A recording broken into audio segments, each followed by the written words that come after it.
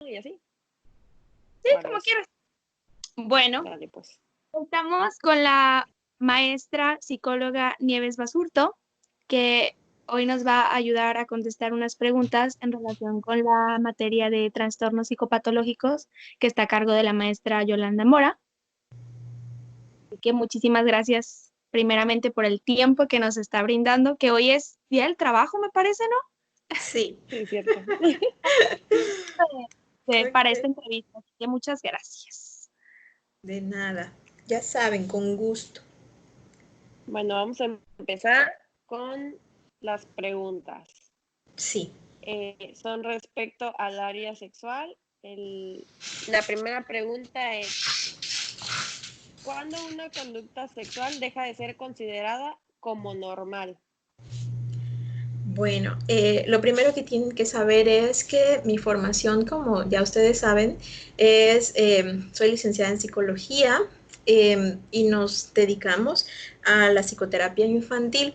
Cuando nosotros hablamos de sexualidad, pues tenemos este conocimiento a través de la formación de la licenciatura y aunque no es nuestra área de especialización, pues bueno, tenemos estos conocimientos, como bien ahora ustedes dicen, llevando esta materia de trastornos psicopatológicos, ¿no? Quiero decirles que en mi experiencia como terapeuta, además de atender a los niños, pues atiendo a los papás de los mismos, ¿no?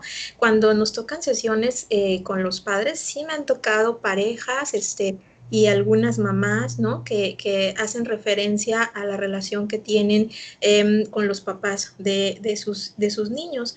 No han sido siempre de conducta sexual, pero justamente de esto podríamos estar platicándoles ahora, ¿no? Cuando ustedes preguntan acerca de cuándo es considerada pues una conducta sexual como normal o no es así, pues tendremos que hablar justamente de comportamientos, ¿sí? De comportamientos y actitudes sexuales y estas varían dependiendo de la cultura, dependiendo también las parejas, ¿no? Y sobre todo cuando están consultando a un psiquiatra, a un psicólogo, definitivamente nuestra postura siempre es no juzgar una conducta, ¿no? Entonces, en lo general, un profesional del área de la salud, pues no puede definir con exactitud lo que es normal y lo que es anormal. Generalmente lo que es normal pues hace hincapié a este cumplimiento de un nivel de pautas establecidas, ¿no? En cuanto a lo que está bien y lo que no está bien. Si habláramos de una conducta como la masturbación, ¿sí? Para algunas personas o para algunas parejas podría ser un tema como normal, una conducta normal, ¿sí? Y para algunas culturas o para algunas parejas podría ser también un tema o una conducta anormal. Por eso es que el expresar que una conducta sexual deje de ser normal sería muy subjetivo, ¿de acuerdo? Entonces, dada la experiencia que pues ahora pues hasta ahora tenemos, tendríamos que definir que lo normal dentro del ámbito de la sexualidad valdría la pena darle respuesta basándonos en para quién, qué cosa sí es normal, en dónde es normal, ¿no? Y sobre todo, bajo qué circunstancia es normal. De esto sí estaríamos nosotros tratando de realizar justamente una definición, ¿no? De normalidad dentro de una conducta sexual. Entonces, pues para tener un término exacto de conducta normal, no hay definitivamente uno. En la actualidad, todos los temas de sexología tienen que ver con este dilema, ¿sí? Tendríamos que justamente conocer, comunicarnos, hacer una valoración justamente de la persona que está pidiendo este apoyo, de la pareja, ¿no? Llámese hombre o mujer, para entonces dar un diagnóstico de lo que puede ser una conducta normal o no normal. Uh-huh. Sí, yo creo que también se basa mucho, como usted menciona, ¿no? A lo mejor la crianza, los valores, la cultura, porque como El usted dice, contexto en cosas general. parecen normales, pero en otros países pues no lo son, ¿no? Por ejemplo, yo me he dado cuenta que si tú platicas con un hombre sobre la masturbación o algo así, para ellos es súper normal. Sí. A lo mejor para nosotras las mujeres no, pero pues como usted menciona, ¿no? Pues depende de conductas. Claro, como bien dices, de las conductas, de la cultura, de la comunicación, de los conceptos aprendidos en cuanto a preconcebidos, en cuanto a la conducta religiosa, moral o no moral, ¿no? Entonces aquí, pues tienen que ver muchos conceptos que nos dan como una base de lo que estaríamos interpretando nosotros sin juzgar, sobre todo lo que es normal dentro de una conducta sexual, ¿no? Sí. Sí, ok. Bueno, la siguiente pregunta dice, ¿cuáles son los principales conflictos que existen en una pareja al tratar de concordar en el ámbito sexual? Ok, pues bueno, como les decía, en mi experiencia, cuando he tenido casos de parejas y específicamente, fíjense, han sido, como bien saben, atiendo niños, pero ahorita haciendo un recuento y también recordándolos, han sido 4 casos, ¿no? Pero creo y sin temor a equivocarme con respecto a mis colegas que son sexólogos, ¿no? Psicólogos especialistas en el tema sexual, podríamos coincidir y quizás tener esta información, ¿no? Primero, como bien decías, Fer, tenemos que hacer una comunicación exacta con la pareja que estamos atendiendo. Y justo ahí salen estos temas, el tema emocional, el tema de comunicación, incluso de género, como cada perspectiva de género, tanto mujer como hombre, como decías, a quién se le complica más hablar de que el que ellos concuerden acerca de un tema sexual, pues tiene que ver también con su perspectiva de género, la religiosidad, los ideales preconcebidos de lo que es una relación sexual, porque tanto en la formación del hombre como de la mujer siempre hay una idealización, ¿no? Entonces, cuando hablamos de esta problemática, pues también pues hay parejas que llegan con un conflicto al consultorio y entonces este conflicto casi siempre radica en que hay una mala comunicación que los está llevando a cierta hostilidad o a cierta violencia y entonces ambos concuerdan en que tienen o que es basado también en una problemática sexual. Conforme van pasando las citas, lo van exponiendo, ¿sí? Y muchas veces tiene que ver con con estos prejuicios que han ido adquiriendo desde cómo han sido educados desde la infancia, ¿no? Cómo esta parte erótica la han conocido como una manera negativa de expresarse en la intimidad. Entonces, cuando son adultos y entonces llega el momento de expresar y de tener estos contactos sexuales como pareja, no lo disfrutan tanto, ¿no? Por estos prejuicios e introyectos que tienen desde la infancia. También. ¿Ande? Los tabús, Claro, ¿no? ¿no?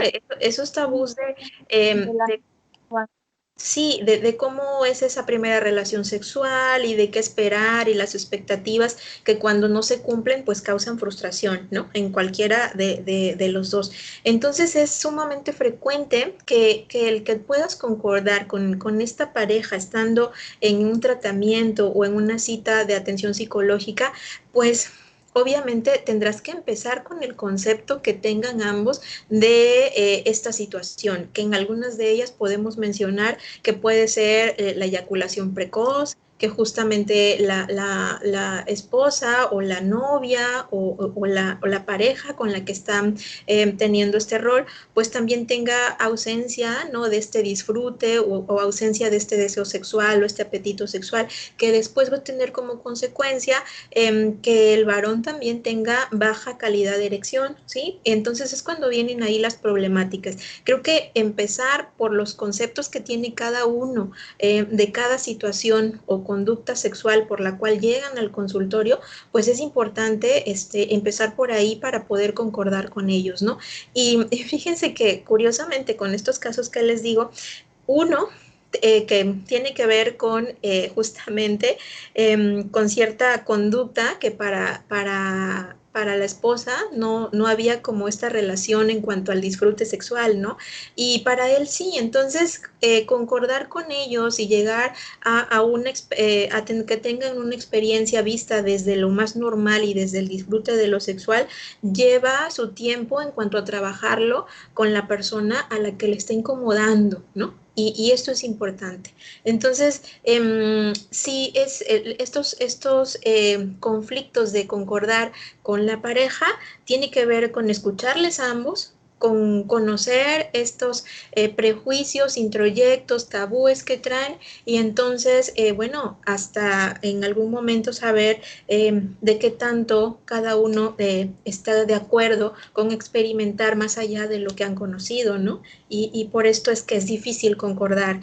Sin embargo, bueno, lleva un proceso y ese proceso nos va llevando a que la misma pareja también se va acomodando e incluso pues van creciendo cuando se escuchan ambos, ¿no? De lo que aceptan y de los acuerdos que llegan a hacer. Sí, o sea, bueno, yo siento que, como usted menciona, yo creo que un punto importante es la comunicación, ¿no? Porque, como usted mencionaba, a lo mejor el hombre pues sí estaba disfrutando, pero la mujer no. Entonces, posiblemente el hombre como que dejaba a un lado lo que ella podía estar sintiendo con tal de él sentirse bien, ¿no? Claro, Entonces, claro. yo siento que todo se resume en eso, en que tú sepas qué es lo que disfruta tu pareja y qué es lo que no disfruta y que, o sea, que, pues no sé, o sea, Y saber para comunicarlo. la comunicación, ¿no? Para que pues se Sí. encuentren como un punto medio en donde todos disfruten como Sí. la parte.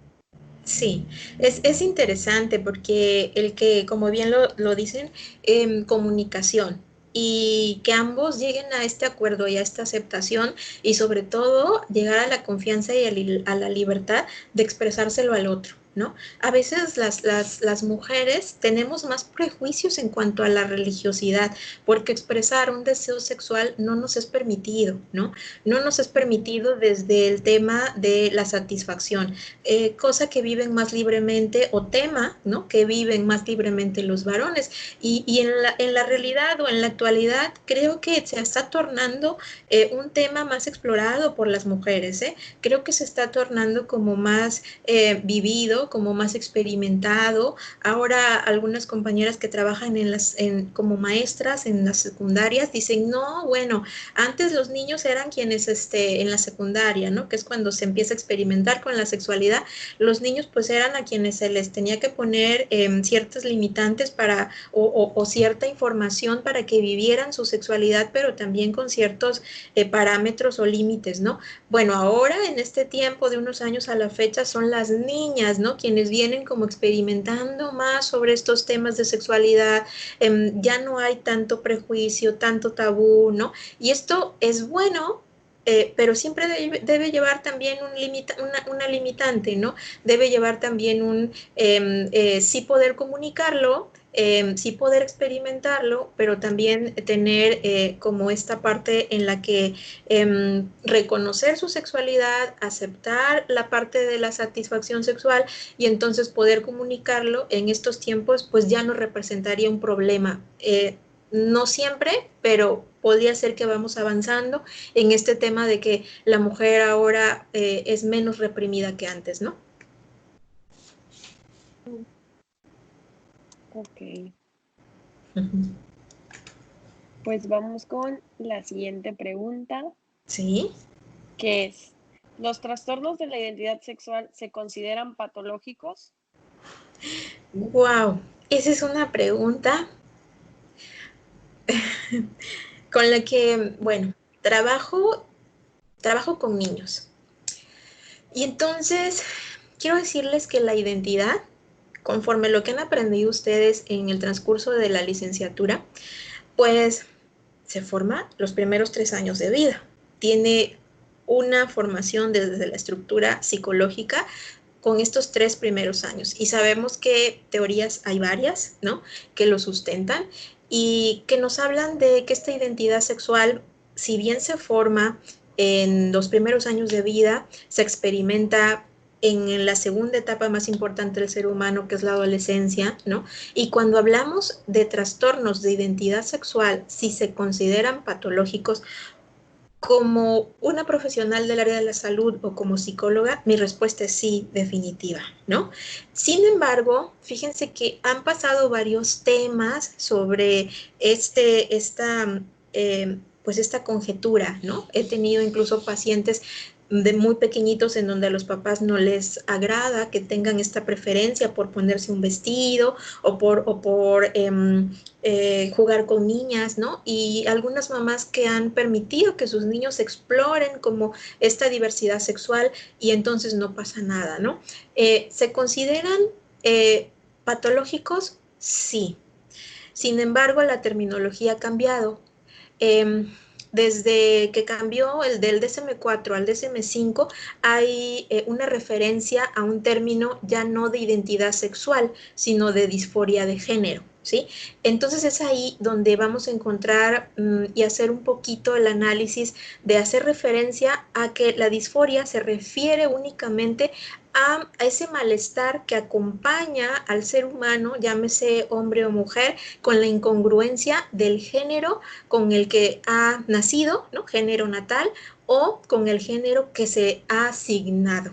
Entonces, hay a quienes les causa malestar justamente esta decisión, llamémosle así, y entonces es allí donde entra el término disforia de género, que antes en el DSM-4 pues se ubicaba como trastornos de identidad sexual, ¿no? Sin embargo, si unimos como ambos conceptos y la respuesta a la pregunta es definitivamente sí se consideran trastornos patológicos, ¿sí?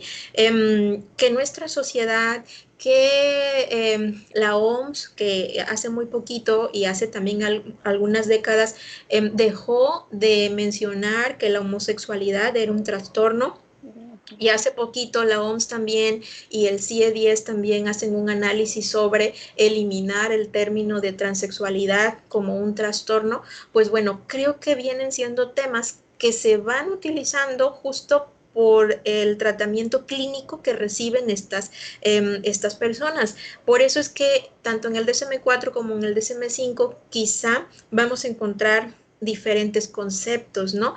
Que tienen que ver más con el tratamiento que con la misma identidad por sí misma, ¿no? La identidad sexual la adquirimos desde pequeños. Para esto hay que pasar, pues, por muchas etapas que se manifiestan en la etapa adulta y que sí, causan muchos de los trastornos patológicos que se presentan, pues, desde la adolescencia, ¿no? Entonces, si son trastornos, sí, que han cambiado de términos en cuanto a nuestros manuales profesionales también, que hay que conocerlos, sí, y que si son importantes en las etapas del ser humano, por supuesto, desde la infancia, la adolescencia y en la etapa adulta, ¿no? Son muy importantes. Y bueno, yo siento que como que, por ejemplo, de personas que son homosexuales así, como que lo vemos muy, muy normal, ¿no? Porque a mí me ha tocado escuchar, no sé, amigos que dicen, "No, es que, pues, no es como que un día me desperté diciendo, ay, pues me van a gustar los hombres, ¿no? Sino que, pues, ellos mismos dicen como que desde que nací prácticamente, desde que era un niño muy, muy pequeñito, como que, pues, a mí me atraían los hombres, o Sí, sea, y es ahí donde pues la gente se pregunta, ¿no? ¿Realmente es un trastorno o es ya algo genético o algo que ni siquiera te puedes explicar? Y que es un tema que sí, siento yo que tiene mucho de qué hablar, ¿no? O sea, sí, muchas sí, personas lo consideran normal, otras no. Por ejemplo, yo tengo mucha familia que es de que no, o sea, de cómo que homosexuales que le gustan los hombres o de igual de lesbianas, ¿no? Y así, como que no, es que eso ante Dios y ante la sociedad, pues no, uh-huh. no, son personas Claro, que están enfermas y se tienen que atender porque se les tiene que quitar.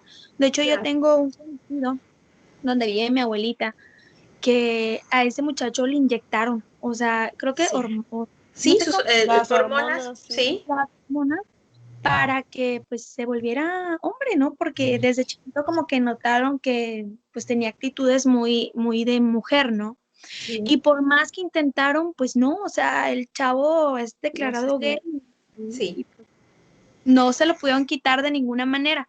Sin, sí, y tengo un primo que también desde chico como que sospechaban, ¿no? De que pues actuaba así muy como niña y esto, y que le gustaba jugar mucho con las niñas y no con los hombres, que le gustaban más las cosas de las niñas. Entonces él también lo inyectaron porque pues mi Sí, tía es muy, muy religiosa, sí. pero él sí, o sea, él, no sé realmente porque tiene mucho que no lo veo, pero pues veo que en redes sociales él tiene novia y así como que se comporta como hombre y esto.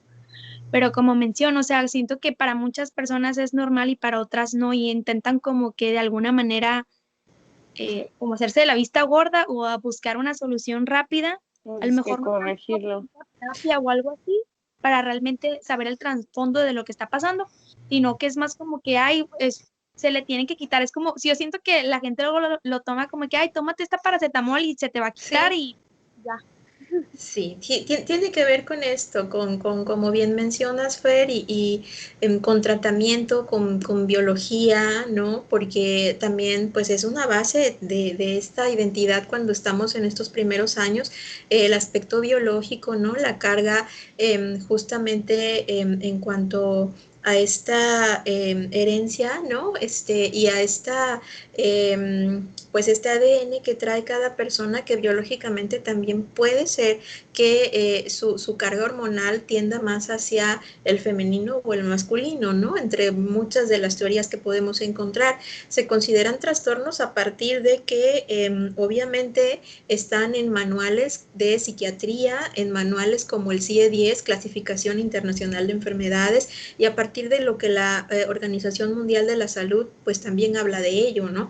Es allí donde empiezan estos conceptos de los que hablas, desde el prejuicio de algunos padres de no, pues esto no puede pasar en mi familia, desde la postura de muchos padres de pues bueno, vamos a dejar vivirlo porque pues obviamente no podemos modificarlo, o como bien decías, o se modifica o lo curamos, ¿no? Pero es un tema de mucha exploración y que tiene un contenido de identidad cuando los niños en su elección como personas pues también deciden resolver su complejo de Edipo, ¿no? Aceptando que prefieren ser como mamá o prefieren ser como papá. Y esto tiene que ver mucho con los roles del mismo género y cómo se viven pues con aceptación, con naturalidad, ¿no? Permitiéndole al mismo niño que también pueda expresarlas, ¿no? El restringir, pues está visto por nosotros los psicólogos que cuando restringimos ciertas conductas, pues el niño siempre va a querer explorarlas, ¿no? Porque se le hace ver como que es algo que si no está permitido, entonces es más interesante, ¿eh? Entonces vamos a saber por qué no quieren que lo conozcas, ¿no?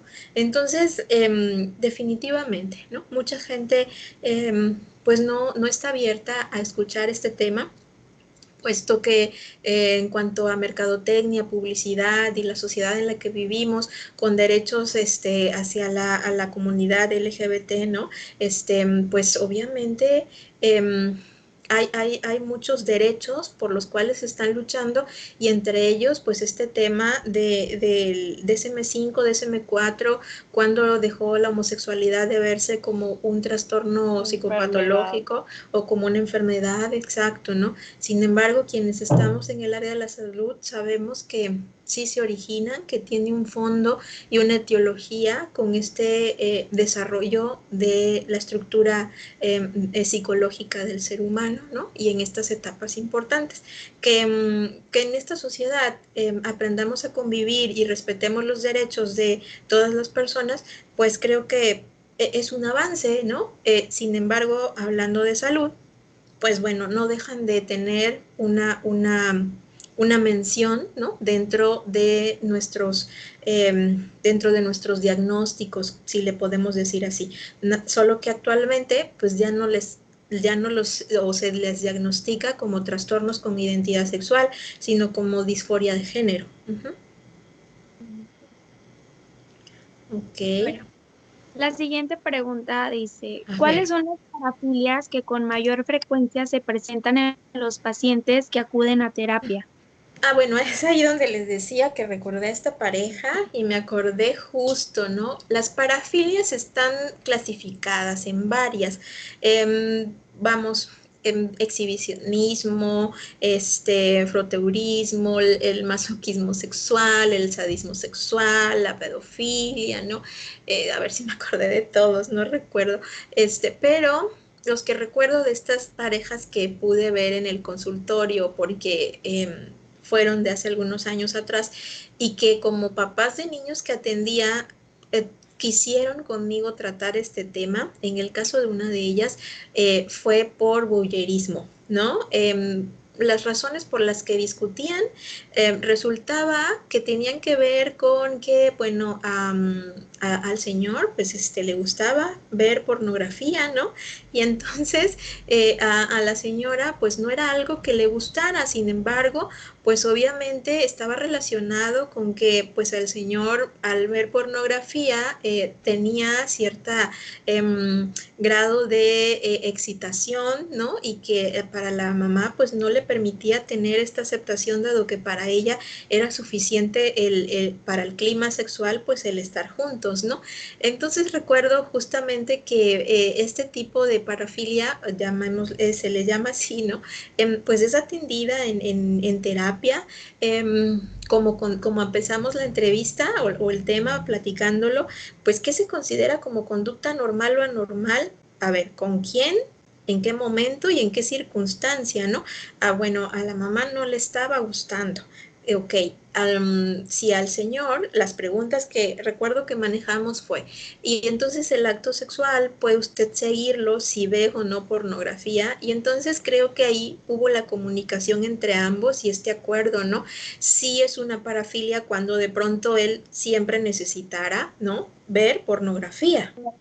¿Sí? Cuando ha pasado por esta conducta o a quien atendamos han pasado por esta conducta por más de 6 meses, como lo indica la temporalidad, para poder nosotros diagnosticar, ¿no? Entonces, recuerdo que llegaron a este tema y pudieron conversarlo como algo que para él era una conducta necesaria, ¿no? Y que para ella, pues, no era una conducta normal.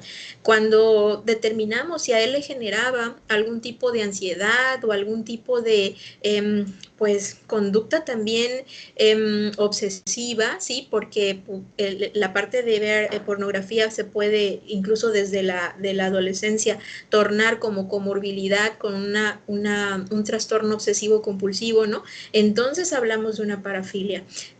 Yo recuerdo que se inició como con este tema, tuvimos algunas sesiones posteriores y entonces llegaron como a esos acuerdos, ¿no? En el que, bueno, ella iba a respetar hasta determinado tiempo o momento en el que él pues quisiera o pudiera acceder a este material, pero que ella también necesitaba ser respetada en su decisión, ¿no? Entonces, sinceramente, aquí como parte de mi área de trabajo terapéutico, los canalicé con una psicóloga que trata también más estos temas para que siguieran ellos trabajando y a la par del tratamiento que tenía su niño conmigo, pues también fueran avanzando, ¿no?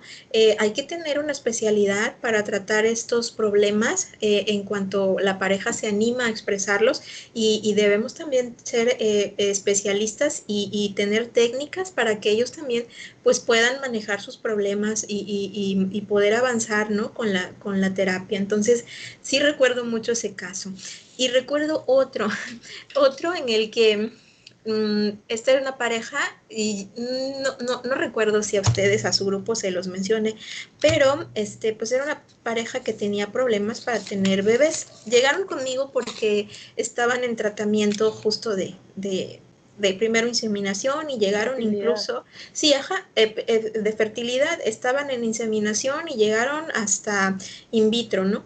Pero los atendía una psicóloga que ellos sentían como no tener tanta confianza como para llegar a este tema. Y entonces, fíjense, casi siempre son las mamás o somos las mujeres quienes nos atrevemos en terapia como a abrir el tema, ¿no? Y entonces recuerdo que la señora expresó que en sus relaciones sexuales, pues bueno, él siempre le solicitaba como que cierto tipo de ropa, ¿no? Cierto tipo de lencería con la que él antes tuviera este proceso de, antes del acto sexual, justamente la excitación ocurriera con este tipo de ropa, ¿no? Porque si era como una condicionante a si tenían o no relaciones sexuales. Y ahora que lo recuerdo, me causa un poquito de recordar y recuerdo sus caras, ¿no? Porque obviamente como consultante y como consultor, pues tenemos referencia de sus gesticulaciones, ¿no? Y entonces aunque somos las mujeres y son las mamás de mis pacientitos quienes se atreven a abrirse más en estos temas, hacen unas caras así como de, es que yo no entiendo por qué lo necesita, por qué quiere que ella, ¿no? Ajá. Y entonces los papás o los varones hacen caras de, o sea, es normal, ¿no? Es normal. Como, ¿por qué no? Ajá, lo Ajá. necesitaría, ¿no? Y entonces sí resultaba ser una problemática en cuanto a la parafilia con relación al fetichismo, porque él sí lo necesitaba y les va la segunda parte de esta pareja. Al decir que lo necesitaba, llegamos al tema de que cuando tenían la relación sexual, pues justamente él tenía eyaculación precoz, ¿sí? Entonces, este tratamiento que llevaban de fertilidad tenía que ver con eso, con que él también trabajara esta parte de la excitación y no fuera eyaculador precoz, ¿no? Porque es uno de los inconvenientes que tienen varias parejas para poder concebir, ¿no? Entonces, bueno, son de las problemáticas que les puedo hablar como parafilias, aunque deben saber que hay más y sobre todo graves, desde que si hablamos de la pedofilia, pues estamos hablando en su mayoría por prevalencia, ¿no? De varones que pueden tener como comorbilidades, pues otros trastornos de personalidad, ¿no? Porque pues obviamente entran allí todos estos, todas estas conductas a través de las cuales encuentran satisfacción o excitación, ¿no? En la relación sexual, pero con personas como niños, ¿no? Como adolescentes, con algunas conductas agresivas y que son muy peligrosas, ¿no? Y entonces ahí entran otras tantas más de las parafilias que existen, ¿no? Uh-huh. Yo creo que también como que es importante saber de dónde surgen, ¿no? Sí, Porque obviamente no salen de la nada. sí. Tiene que tener como una base y ya de ahí, pues, a raíz de saber cómo se originan, pues llevar un tratamiento, ¿no? Porque pues si no sabes Sí, cómo se... ¿sabes? Algo que leí por ahí, no recuerdo ahorita el libro, pero bueno, yo creo que hay varios de ellos, ¿eh? Que la parte de la experiencia sexual es importante y decías de dónde se originan y nos regresamos a la infancia y nos regresamos a la adolescencia. ¿Cuándo se vive o se quiere experimentar la sexualidad? En la adolescencia, ¿no? Entonces, cuando empiezas a experimentarla, es allí donde entonces creo que radican las formaciones de todas las parafilias que se expresan en la etapa adulta. ¿Por qué?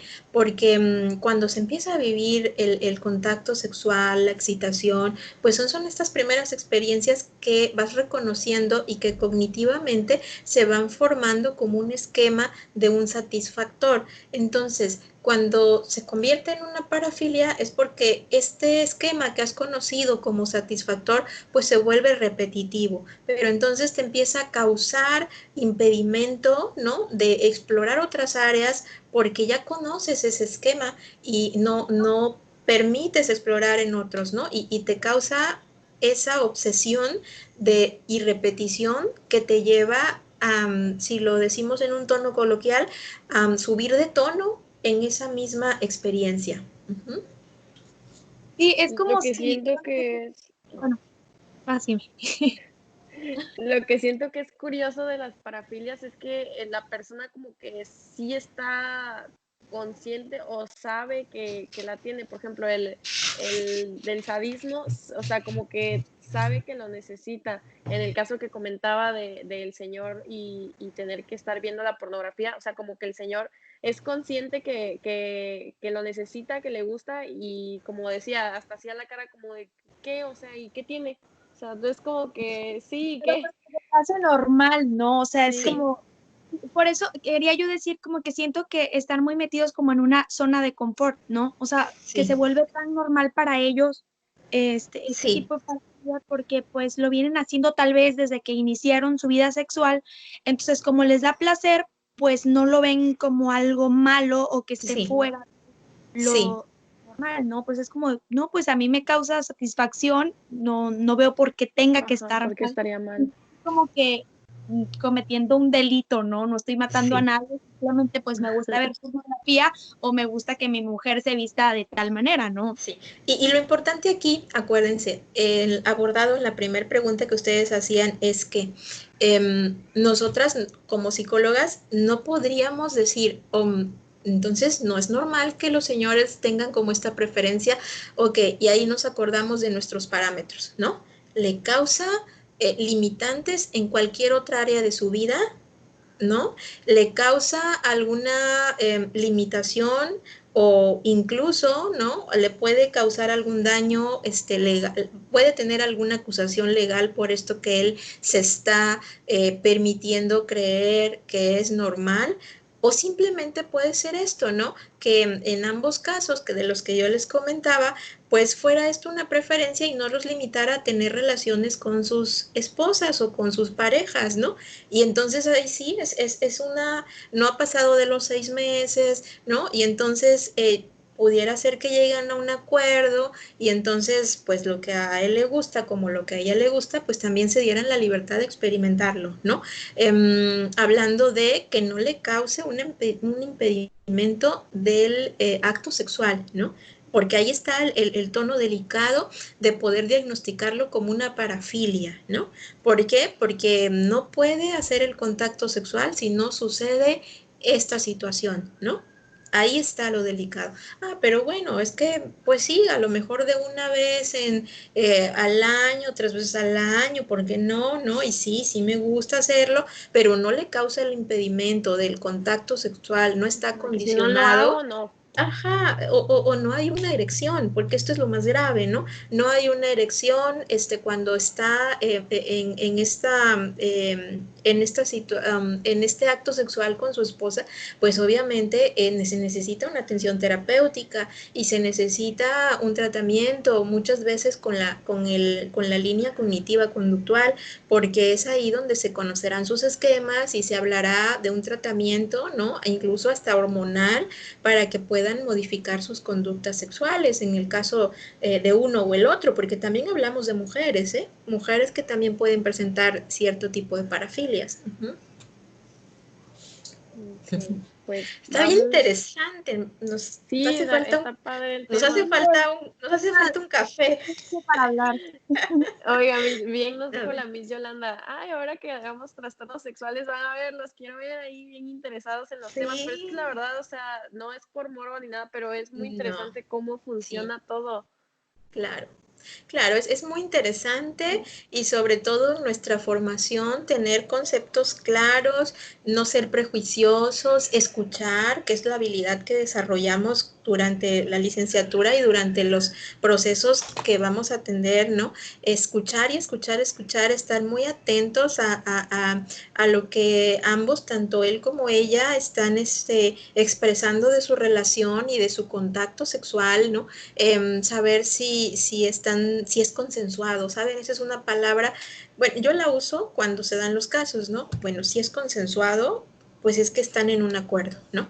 Si no los limita, pues es una experiencia que tienen como pareja, pero cognitivamente, ¿no? Si no es consensuado, si nada más de pensarlo, la mamá, la esposa o la mujer con la que estoy hablando en ese momento como en esa relación de pareja y solamente llega a pensarlo como un no, no es consensuado, ¿no? No es consensuado y entonces es ahí donde hay una limitante o una esfera en la que como persona pues le está causando una incomodidad, o no lo está disfrutando, y pues esto no permite que se siga adelante ni en un proceso terapéutico ni en un proceso de pareja, ¿no? Uh-huh. Bueno, la última pregunta Ah, ¿ya es la última? Sí. Sí, ya es la última. A ver. ¿La violación es un acto sexual, un acto de amor o una agresión? ¿Por qué? Ay, mi cara de... Qué Ay, fuerte. no la veo, Miss. ¿No me ves? ¿Por qué no me ves? Estoy... A ver, ahí estoy. ¿Ya me veo? Me sale ¿No? su foto nada más. Ups. Pues no, sí estoy. Pero... A ver, ya me acerqué más. Es que estaba sentada como muy a mis anchas, pero... A ver. No, me sale su foto nada más. Oye. Bueno, ok, vamos a ver. La violación es un acto sexual de amor o una agresión. Es un acto sexual que no es consensuado y se convierte en una agresión. No es un acto de amor. ¿Sí? ¿Por qué es un acto sexual? Porque tiene que ver con sexualidad, con órganos sexuales, ajá, y bueno, viene aunado, ¿no? A que se convierte en un abuso sexual, en una agresión y por lo tanto es una violación, ¿no? Entonces, son términos que creo yo que van uno detrás del otro. Como les decía, pues obviamente lo que es el coito o el acto sexual o la penetración, ¿sí? Tiene que ser consensuado, tiene que estar ligado, por supuesto, con genitales, con excitación, con umbral, con orgasmos, ¿no? Y que si hablamos en un orden general de todas estas situaciones, pues debe llegar al placer sexual. Entonces, una violación es un acto sexual que no es consensuado, ¿no? Llámese hombre o mujer o niño, lamentablemente, ¿no? Es una agresión a la persona, es un abuso sexual, ¿no? Que muchas veces el abuso sexual no implica la penetración, implica el tener un roce, el que la mano ¿se recuerdan ustedes el caso de aquí de Veracruz? De la chica de aquí de Veracruz con los chicos de cierto, no quiero decir sus nombres, pero que eran de una zona, ¿no? Y entonces el papá de uno de ellos alegaba que no era violación, porque únicamente había puesto su mano entre las piernas y entonces que nada más había habido penetración manual, ¿no? Entonces, eso es una violación. Primero es un abuso sexual y segundo es una violación, porque aunque ella estaba con injerencia de una sustancia, ¿no? Como el alcohol, pues no había consensuado ese acto, ¿no? Entonces, es esto como muy interesante, pero a la vez habríamos que conocer los términos. He tenido dos casos, bueno, tres casos, y cuando me hago mi cara así es porque recuerdo también, han sido dos niños y una niña de entre 8 y 10 años. Y entonces, en los tres casos eh, han sido uno el sustituto de papá, ¿no? Y en los otros dos casos de los dos niños, uno fue el abuelito y el otro se estaba por ahí incluso en proceso penal, maestros, ¿no? De una escuela. Entonces, en las tres situaciones de niños, ¿qué es lo que les puedo comentar? Pues se relata esta negación al acto. Primero hay un abuso sexual porque se va por ganarse su confianza, porque les explican que los quieren, ¿no? Y que son sus familiares y que por esto viven en sus casas y bueno, entonces ahí empieza el abuso. Primero la confianza se vuelve sexual cuando hay un frotamiento y se convierte en un delito cuando se puede comprobar que hubo una penetración y que hay un estrés, bueno, se diagnostica el estrés postraumático del niño, ¿no? O de la mujer o del varón, que muchas veces pues se puede conocer que estos ocurren mucho en las cárceles, ¿no? De los varones, donde son abusados sexualmente. Entonces, cuando se puede comprobar la penetración, esto lo hace un médico con especialidad, no recuerdo ahorita su especialidad, pero lo hace un médico, tanto en niños, mujeres y varones, y entonces es ahí cuando se conoce el acto como una violación, ¿no? En ninguno de estos casos que ahorita ustedes están preguntando, pues se conoce como un acto de amor, ¿no? No existe ahí esa relación.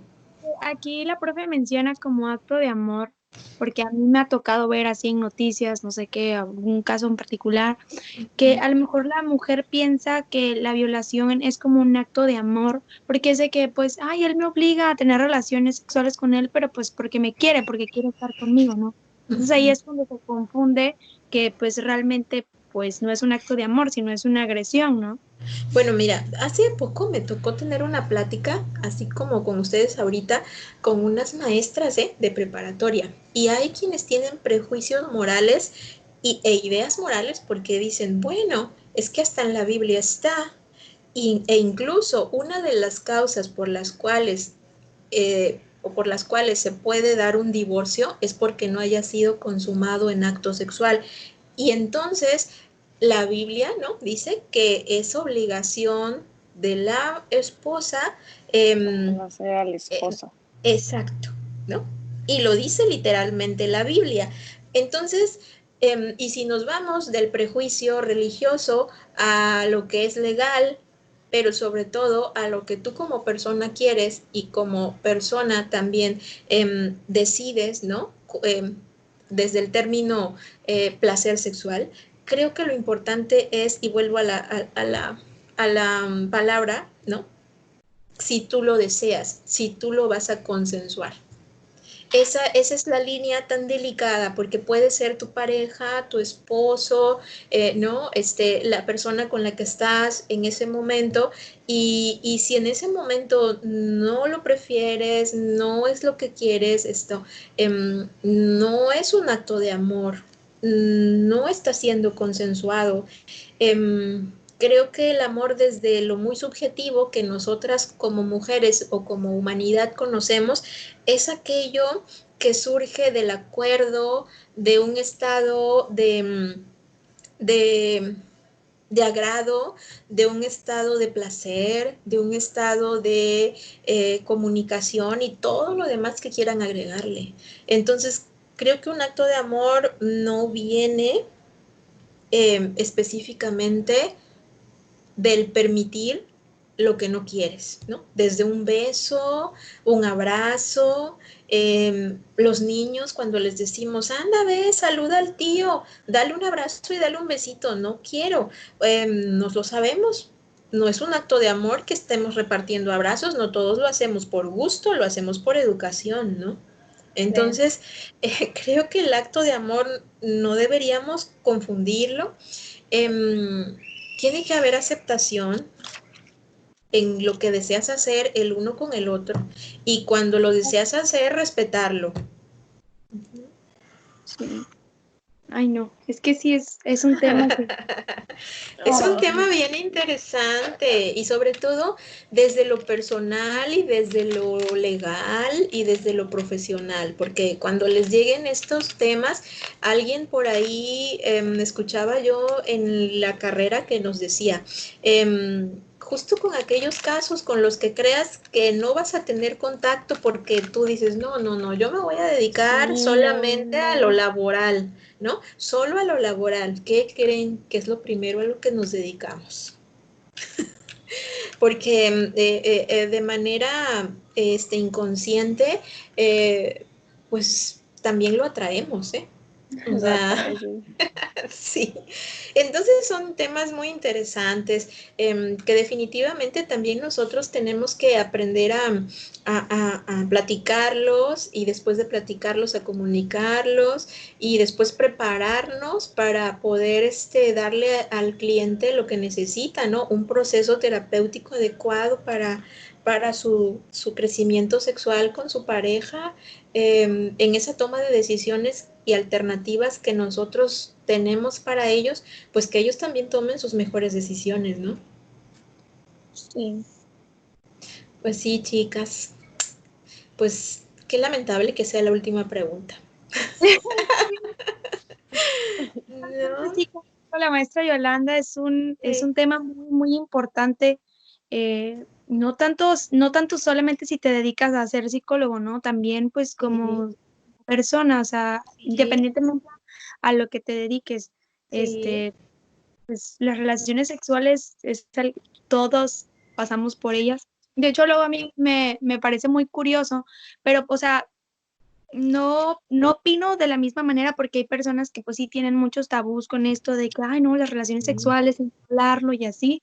O sea, yo lo respeto, pero luego me pongo a pensar, o sea, pues estamos aquí porque hubo una relación sexual, ¿no? O Es sea, correcto.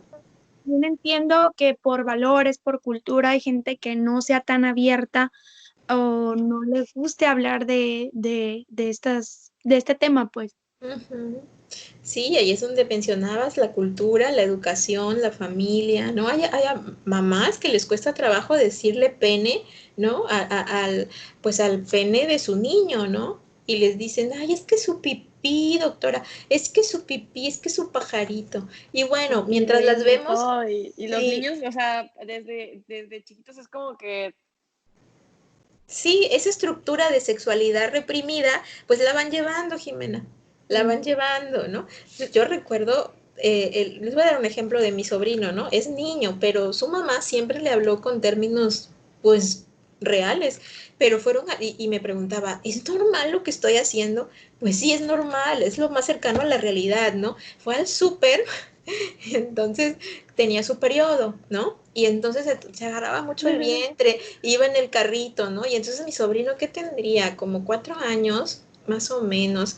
Y entonces, pues no pasa del que estás en el súper y hay 3 o 4 personas, ¿no? Y entonces me dice que la observó y que le dijo, mamá, ¿te duele tu vagina? Y entonces así como de, y sí, la pues, ¿qué les gente, conté? Sí, Diciendo. ¿qué le contestas, no? Pues, ¿qué le contestaste? Pues que sí, que me dolía la vagina, ¿no? Y ya, pues bueno, ¿no? Cosas o casos como ¿no? Como el también crecer con adolescentes que justo en la adolescencia empiezan a hablar de los senos, ¿no? Como los melones y no sé, y hablar de la vagina como la papaya y hablar del pene como el pepino y bueno, ¿no? Entonces, si hiciéramos un concurso de quiénes aprenden más de sexualidad y en qué tiempo, pues es la adolescencia, ¿no?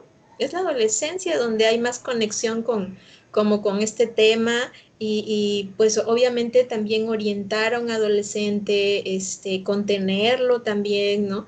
Es muy, muy pero interesante. bueno, ahí desde antes, porque pues llegas a la adolescencia y yo me acuerdo que, o sea, llegaban, o sea, yo siempre estuve como que intermedio, ¿no? Mi mamá pues Ujú. hablando conmigo y todo, pero siempre había como que las que sabían más o querían como hacer que Sí, sabían más y sí. siempre había quienes de plano no, o sea, pero ¿cómo? O sea, no sabían nada, nada, nada y un tema prohibido en su casa y, o sea, desde ahí dices, ¿qué onda? Sí, fíjate, y ese tema de reprimir, ¿cómo se imaginan ustedes a un adolescente que en casa no le permiten hablar de sexualidad, no le permiten saber que existen no solamente la ropa interior que es ajustada, sino también la ropa interior que es sexy, ¿no? Y no, bueno, que hablara, no sé, una adolescente que reprimida del tema, que no le permiten comprarse una ropa interior sexy, ¿no? Y que llega a casarse y es su primera relación sexual y entonces yo creo que ahí viene una también de estas trastornos que aparecen en el DSM-5, como que muchas mujeres no conozcan lo que es un orgasmo, ¿no? Que no conozcan cómo es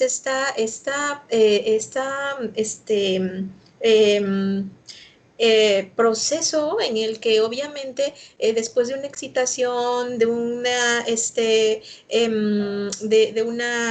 de un acto sexual, una meseta, un orgasmo. Obviamente hay quienes lo saben desde lo literal y leído, ¿no? Pero no lo experimentan o no lo viven porque vienen de un periodo infancia, adolescencia, pues muy reprimido, ¿no? Y les cuesta trabajo experimentarlo. Y creo que aquí es donde viene la explicación de que por qué muchas chicas lindas de 10 prefieren al chico malo de 5, ¿no? Y el chico así de rebelde y, ay, no, es que con él toda la vida es diferente, me enseña muchas cosas. Sí, claro, ¿no? Porque no puedes reprimirte con él, ¿no? Entonces, bueno, la vida es nos lleva por muchas áreas laborales. En algún momento tocamos, sí, yo recuerdo que uno de mis primeros trabajos fue con adolescentes y el tener el tema sexual conocido, literal y teórico fue importante, pero también tener experiencia que en ese momento me hiciera ver ante ellos, no como una inexperta, pues fue también muy importante, ¿no? Porque recuerdo que era un reclusorio de adolescentes y bueno, se manejaban muchas experiencias sexuales en las que obviamente pues la psicóloga de ellos, que en ese entonces era yo, pues no podía incluso pues tener esta desinformación, ¿no? ¿Por qué? Porque entonces no hacías lo que nos enseñan en entrevista, ¿no? No hacías empatía, no tenías ningún rapport y así, ¿no? Pero bueno, hay que conocer más del tema y pues sobre todo también utilizarlo para orientar a quienes podamos y se dejen. Sí, ¿No? sí, porque hay gente que no, prefiere mejor no. Bueno, ahora les voy a decir que lo que último que aprendí, recuerdo cuando estaba también trabajando en un bachillerato, ya hace más de 20 años, ¿no? Pasó que les daba clases a unos chicos de preparatoria y les daba la materia de relaciones interpersonales. Hay una relaciones. Sí, algo así, tenía que ver con la sociabilidad, ¿no? Entonces estaba dando clase y llegó el tema de sexualidad y entonces había quien decía, sí, vamos a hablar del delicioso, ¿no? Y entonces yo decía, ay, bueno, a ver, y eran esos, hace, les hablo, no sé, era, sí, 2000 y algo, y decía el delicioso y recuerdo que una de las niñas decía, ay, Miss, sí, Miss, el delicioso.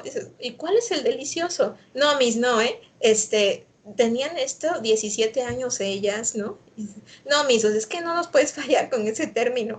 O sea, sí venían los temas de, sexuales, ¿no? Y cuando decían, vamos a hablar del delicioso, pues vamos a hablar de tener relaciones, ¿no? De igual hacer el amor, de igual, ¿no? La palabra que ellos conocen ahora como tener relaciones o hacer el amor, ¿no? Entonces, yo recuerdo que desde ese entonces aprendí esa palabra y ahora que, ¿no? Lo escuchas, bueno, haces esa referencia, entonces, vamos, ni te espantas, ni haces como el que, ay, no lo conozco, no hablen de eso, ¿no? Porque pues resulta que haces contacto con las generaciones y empiezas a saber cuál es su experiencia dentro de estos temas, ¿no? Ustedes hablen con un adolescente y de verdad que aprendemos más de lo que dicen los libros, ¿no? Sí. ¿No? Bueno. Ay, pues Bueno, muchas chicas. gracias. Muy interesante el Lamentamos que se tema. hayan acabado las preguntas. Oigan, sí, hay muchas más en este tema, Vale. Es un ¿no? tema que es muy extenso, muy diverso. Pero pues bueno, vuelvo a agradecer que nos haya prestado su tiempo para contestar estas preguntas. Me gustó mucho que No, haya sido, gracias a ustedes. no sé, ojalá que pronto haya otra entrevista para volver. Pues si no me invitan a su clase, al Teams, y ahí las escucho, sí. y ahí veo qué dice la Miss Yolanda, y entonces también aprendo y así. De verdad, ¿No? la maestra Yolanda hace muy